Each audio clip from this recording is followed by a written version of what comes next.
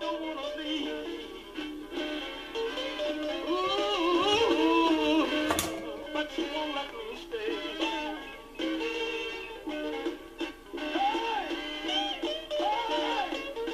yes, I don't wanna leave. Hi, I'm Gervais. In this video, I'm going to be looking back through Fallout 4 and how it's changed now that all the DLC is out. I'm going to be looking at Automaton, at Far Harbor, at the Wasteland Workshop, and also at Survival Mode. We're going to be talking about how all of them change the base experience, or highlight certain portions of the base experience. Anyway, it's a long journey, so let's get started. I've always felt like the pulp comic book direction that Bethesda sometimes takes Fallout in is a bad one. It's not like it's out of place. The installation screen of the very first Fallout game is done up like a comic book cover itself, a man and woman in form-fitting vault suits climbing above a horde of ghouls in green mist.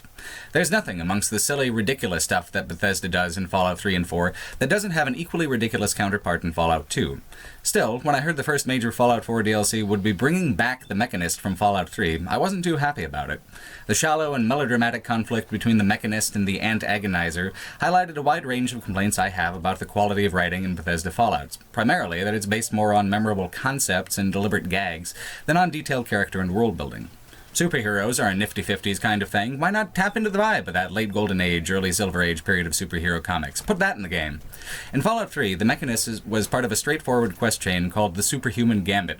Support the doer of good, or the doer of evil if you're into that, or kill both of them if they're annoying to you and you want their things. In Fallout 4, the Mechanist is a more complicated chain of quests with a more complicated set of motivations that helps flesh out the lore and depth of Fallout 4's particular focus on artificial life. It's smarter than Fallout 3, but it's more linear than most of Fallout 3 as well. The DLC of Fallout 4 really isn't what I expected on the whole. You've got Automaton, and then you've got the zero-plot customization expansion, Wasteland Workshop, and then finally you've got Far Harbor, which is no less than an honest-to-God expansion pack, roughly equivalent in depth, quality, and length to the Shivering Isles expansion for Elder Scrolls 4. There's also the free survival mode, which was recently patched in, which is like hardcore mode for New Vegas, but with more structural and mechanical changes. Fallout 4 itself was one of the biggest enigmas of a game I've played recently. I couldn't shake the feeling that it was a well-designed game for someone else, that there was someone out there for whom Fallout 4 was the perfect Fallout experience, but I knew that person wasn't me. The new DLCs are very illuminating in trying to figure out the balance of the game. What makes Fallout 4 what it is, and why? Each new piece of content pulls at a different thread of the Fallout 4 experience, takes an element that was evenly blended in the original version, and gives it focus and prominence. For Wasteland Workshop, it was the settlement mechanics. For Far Harbor, it was exploration and dialogue. For Survival Mode, it's combat and crafting.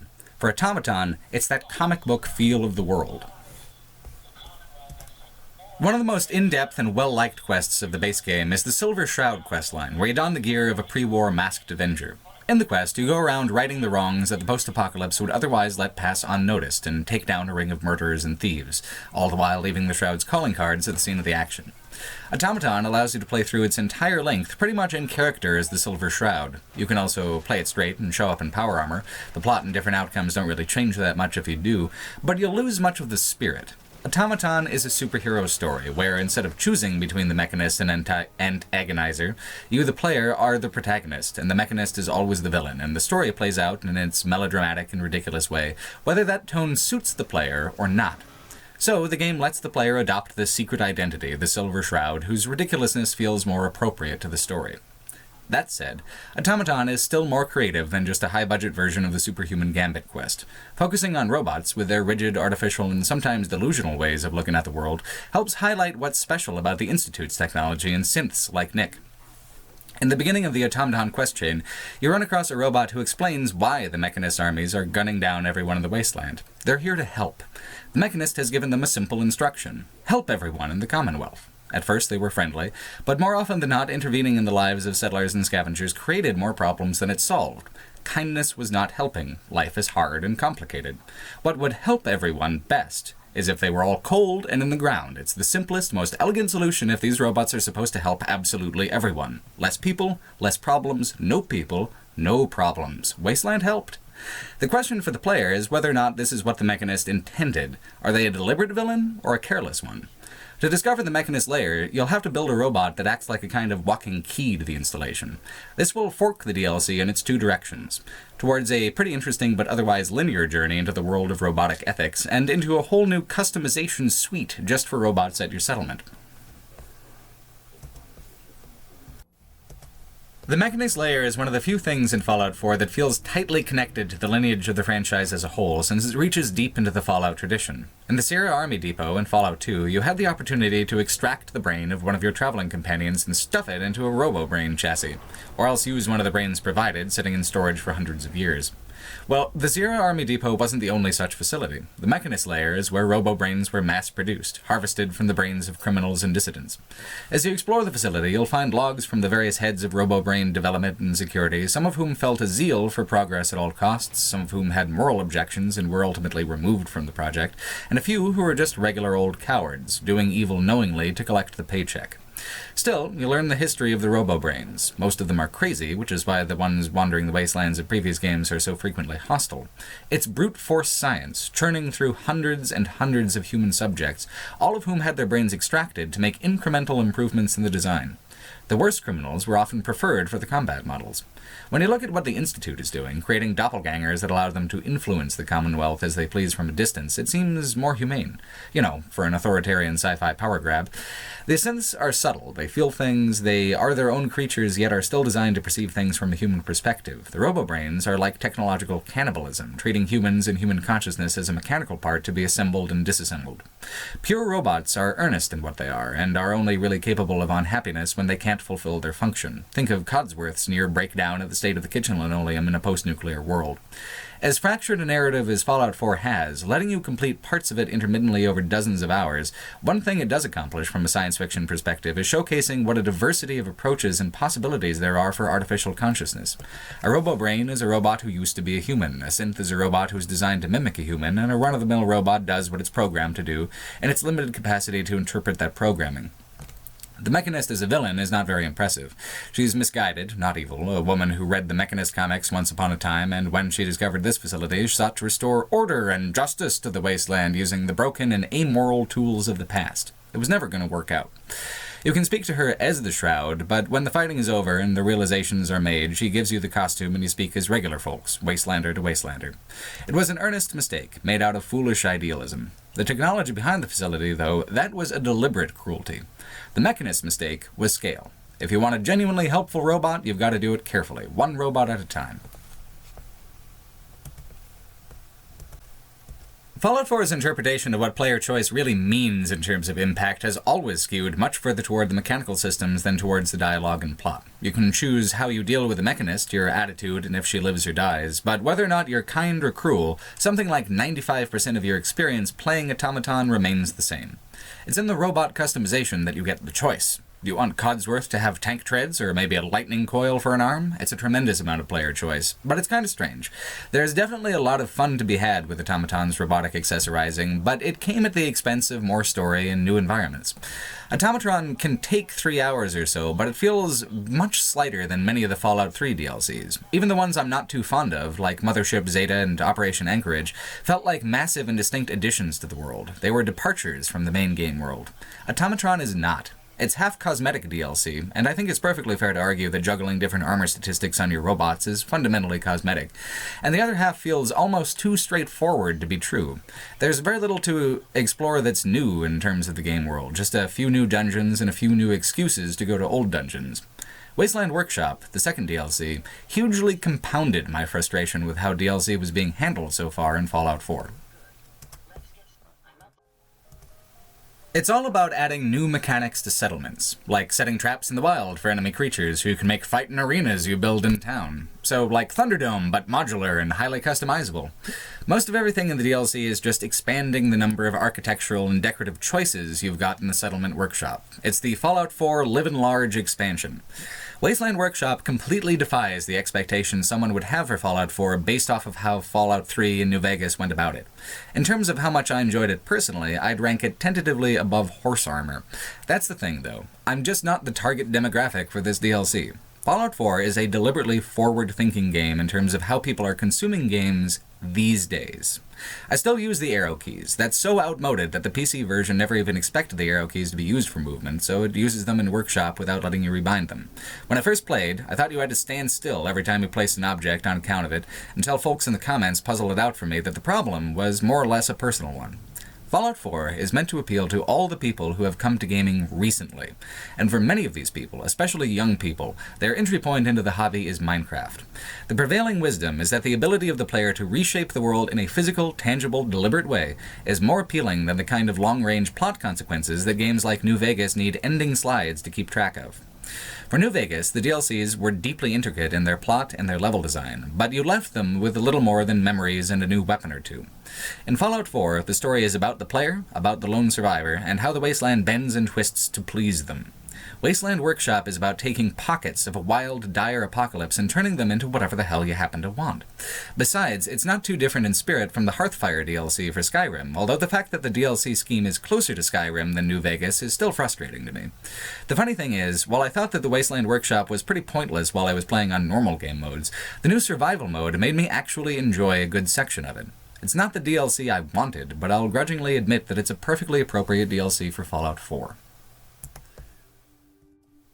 Survival mode taught me a lot about Fallout 4, and I think it's a DLC in itself, albeit a free one that does nothing but recontextualize existing mechanics. It recontextualizes the living shit out of those mechanics, though. I felt like I was having a real role-playing experience for the first time in a long time with Fallout 4. Not a high-concept narrative campaign like previous campaigns where you feel like your character is affecting the world around them, but in a vividly personal and immediate way where I felt more like the world was affecting me instead, and I reacted as if I was present in the situation in a way that I usually don't when I'm playing a character in a more traditional way. Here's what they change in survival mode. Everyone does double damage at all times. You do double damage, they do double damage, all combat is faster and more brutal.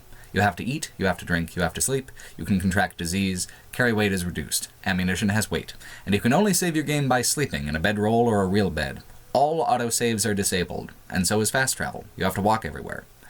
So, here's how it plays out. You need somewhere to call home, somewhere you have a source of food and water, somewhere you can store and accumulate valuables, somewhere that offers refuge and healing.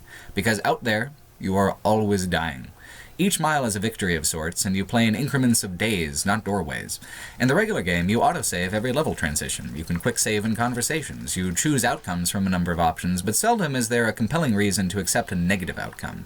There are many procedurally generated quests in Fallout 4, so the game is impossible to truly 100%, but in a normal game mode, you can complete the majority of quests and most every flavor of repeating quest and expect success, to have it be part of your character's journey.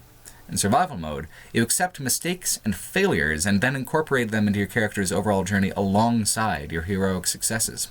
For example, I had just arrived at Finch Farm. I was clicking to skip dialogue, but accidentally shot the farmer right in the gut, causing everyone to attack. In another mode, I would just reload the game, but in this mode, my last save was half an hour of white-knuckle combat and scavenging ago.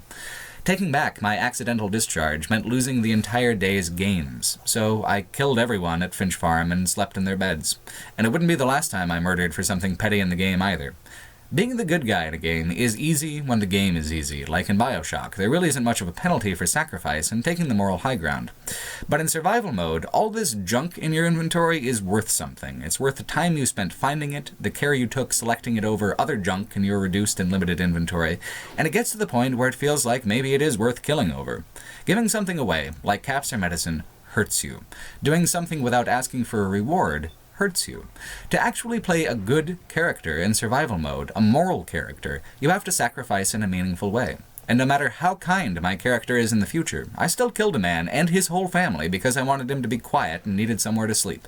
The binary morality of the writing matters so much less when your mechanical gameplay decisions take on complicated moral dimensions. That's a hell of a trick for survival mode to accomplish. It made me appreciate the role-playing value of the scavenging and crafting systems I had found shallow playing the regular way.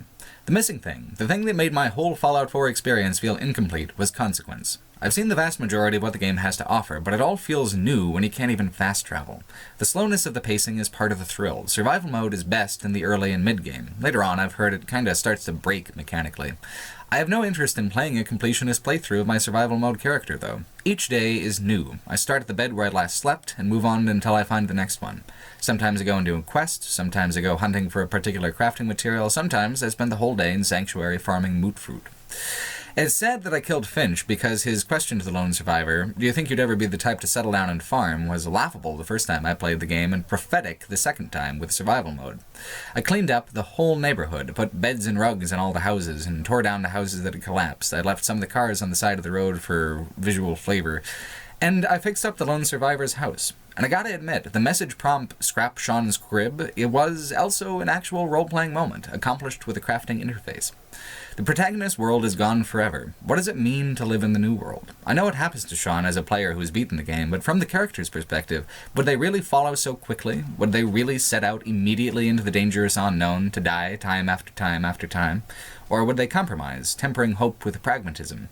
Survival mode forces these role-playing questions. It's the missing piece of Fallout 4's puzzle, the thing that makes all the shallowness of the script almost beside the point. And the shallowness of the Wasteland Workshop. As I was redecorating the lone survivor's bedroom, I put up a picture of a kitten, laid down a rug, and then installed a television that didn't work, a radio that did, and put in a bed and a chair that's just useful for sitting a while. No matter what radiated monstrosities were out there, this place, this house, was still mine. It was still home. Home is an elusive and powerful concept in a game like this, and survival mode, in concert with the subtle mechanics in the Wasteland Workshop, makes your home truly yours in a way that's personally meaningful. And you'll make several homes for yourself eventually. If you're operating in the south, you can't very well walk all the way back to Sanctuary when you need something. Each new region requires a new home, which is its own process and labor getting set up.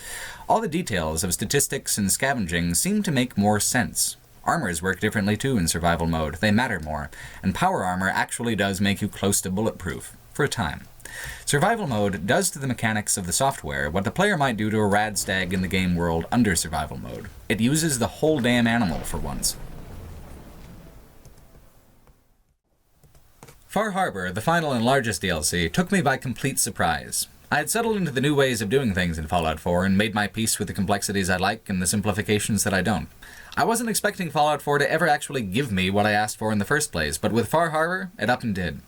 Point Lookout in Fallout 3 was its most interesting and sizable DLC, and Far Harbor has a beat in every arena. The rhythms of gameplay are much closer to Fallout 3 and New Vegas as well, where exploration is more about curiosity and pleasure than Fallout 4's scavenger hunts. There's so much to like about Far Harbor, but the most remarkable thing about it, to me, is the environment. It's as much a wasteland as any desert, but cold and waterlogged. The swamps of Fallout 4 were, visually, one of my favorite areas of the game, even if there wasn't much to actually experience in them. Far Harbor takes that irradiated murkwater aesthetic further, expresses it on a grander scale and in subtler ways. I felt like Fallout 4 was a little too mired in nostalgia for the old world, that by making the protagonist a pre-war type and emphasizing what was lost over what was built in its place, the game had thematically handicapped itself. Far Harbor, in a way no Fallout title yet has, made me really appreciate how the apocalypse transforms the landscape and how the people relate to it in turn. Previous games orient themselves around pre-war landmarks and routes. New Vegas, for instance, uses old freeway interchanges to create the boundaries of difficulty regions. Trade routes run along them. The expansionist government of the NCR imitates governments of the past and uses the infrastructure of the old world. The capital wasteland is dominated by urban planning decisions made well before the bombs fell, and although it is a huge region, you still use old metro landmarks to navigate the great majority of it. It's in the DLC that you really get to go out in the wild places of the world. Post-nuclear Zion and Honest Hearts, the rusted hell of Pittsburgh in the pit, and now Far Harbor for Fallout 4. Far Harbor feels the least tame out of all of them. There are streets, neighborhoods, tidy seaside cul-de-sacs of crumbling vacation homes, but none of them are really marked on your map. They're not points of interest. They're relics of the past, sinking into the mud as the new world hangs on by a fingernail. Being designed as endgame content was a huge advantage for Far Harbor. It meant that making everything as menacing, powerful, and strange as possible right off the bat was the direction that they were already going to run with it. The town of Far Harbor is almost all that's left of civilized habitation on the island. The rest is fog, monsters, and ruin. The radioactive mist is one of the best environmental features of the expansion, even if it probably did start out as the obligatory Stephen King reference. The Mist, talking now about the King short story and surprisingly good film adaptation, also inspired a creature or two in the game, but the references are not over the top or distracting, because the game's use of mist succeeds in inspiring dread the same way that the stories do, just as strongly. It's a peer of its inspirational material, not derivative of them, at least in this element. Like the glowing sea in Fallout 4, having the extent of the devastation obscured makes a big difference in atmosphere. You know there's dangers and riches out there, but you won't know until they're right on top of you. The glowing sea, though, is barren and completely uninhabitable, aside from the children of Adam, who revel in the poison. Far Harbor is just barely inhabitable, and that is key. Outside the town, the people who live among the monsters and rubble will do anything to survive. There's a missing person quest, and you follow their trail until where they sustained an injury and were dragged off. A nearby group of island natives casually admits to cooking and eating him, talking to you like you're a goddamn idiot to even consider wasting the meat. People become enveloped in the fog, only to be seen years later as a ghoul.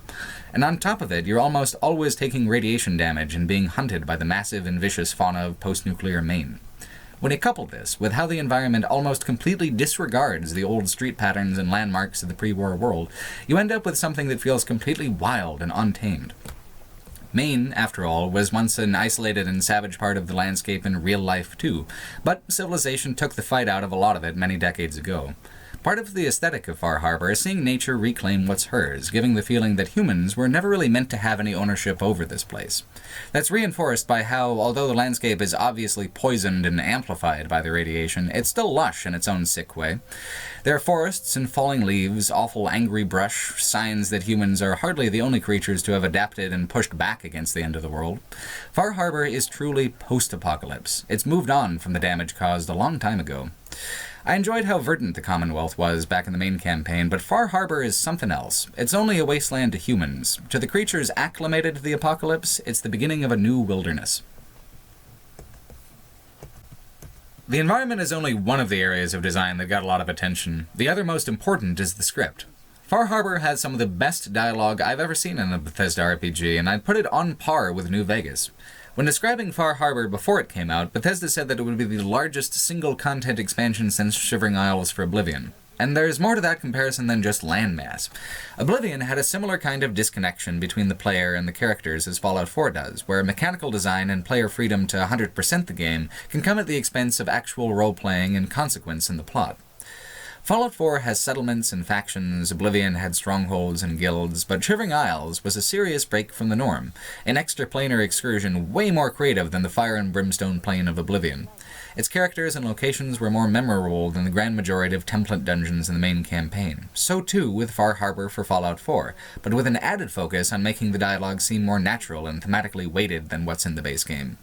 The script of Fallout 4 took a pretty big hammering from critics and fans, although it's obviously an improvement over 3. Part of what works about Far Harbor is the scale and the time frame. It's small enough to keep everything tidy and lively, with few flat notes. Across a game as huge as Fallout 4, there's some stuff that inevitably feels like a waste of time, like almost anything Caldwell-Gervais asks you to do, for instance.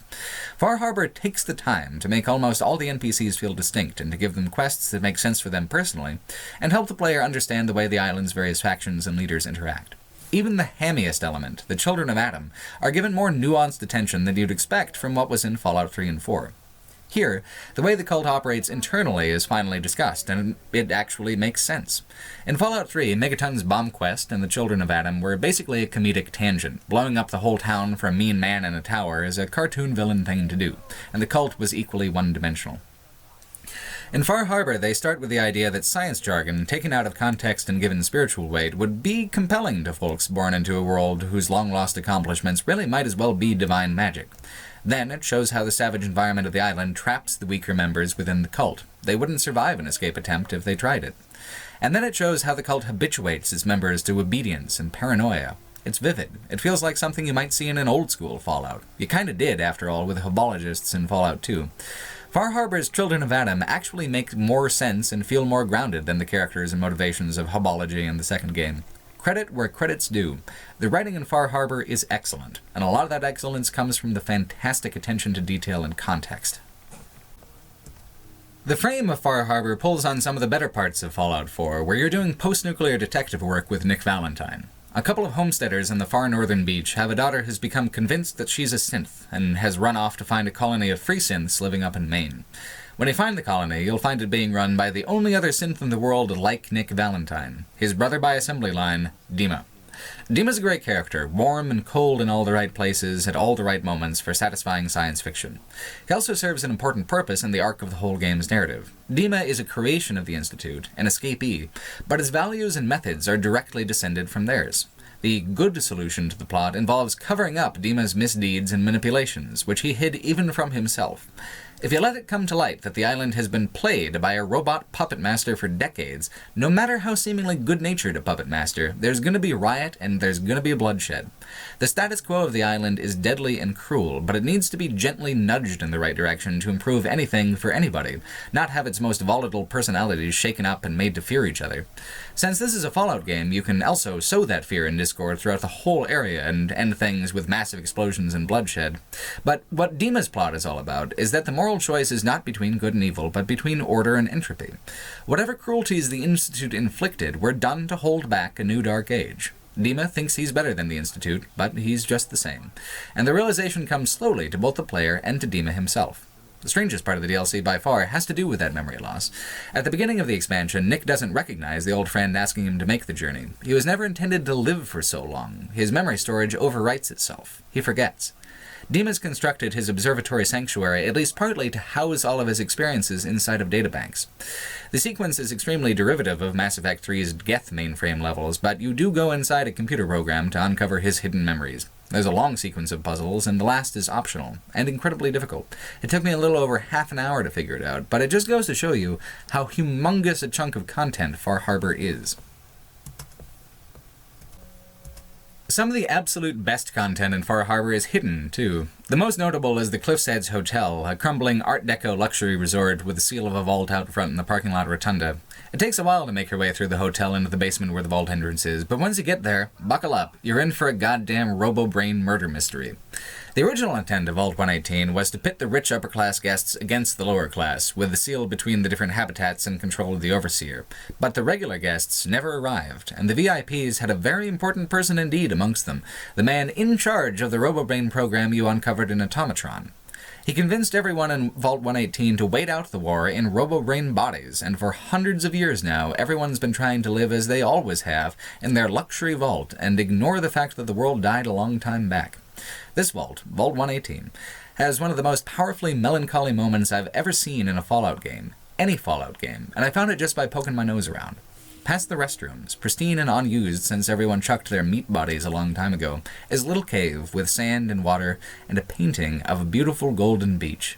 Up on the surface, these beaches still exist, but the wonderland of recreation and health they once were is gone forever. Down here, these robot people have only a comically pale imitation of their ideal world and of their former selves, their memories and eroding dreams, and they only have each other to talk to. The residents of the vault are artists, actresses, scientists, creative types with hundreds of years to do nothing but accumulate rust and resentments. In the course of solving the murder, you get to know all of them. The quest doesn't take itself too seriously, the voice actor gets pretty hammy in a Silver Shroud kind of way, and all the characters have a comedic edge. But they're just as funny and distinct as the brain bots for Old World Blues in New Vegas, but they have even more personality and characterization than Old World Blues, which is really saying something. It's some of the best content in the entire franchise, and you're meant to simply stumble into it out of blind curiosity. That's the thing about Far Harbor. It's as understanding and committed to the priorities and rhythms of play that longtime franchise fans have developed, as the main game was interested in courting new players.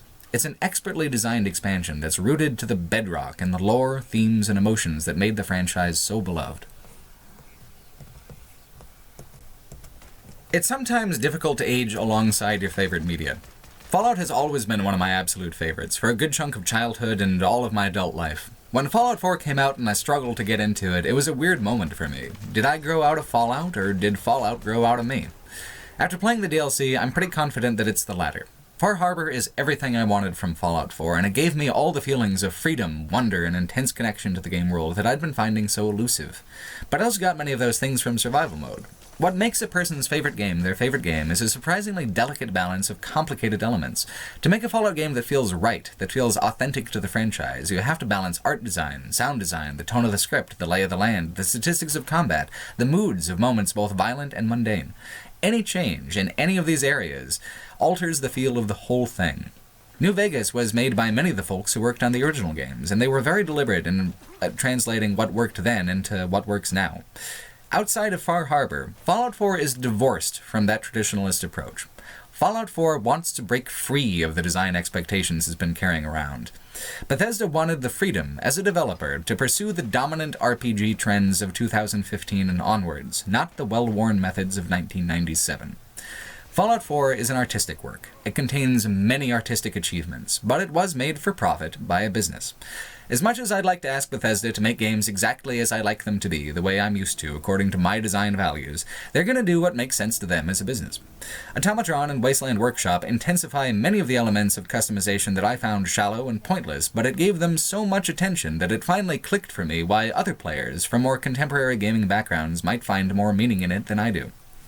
Survival mode sharpened the base game into something much crueler, much more intense, more engaging than the regular rhythms of play.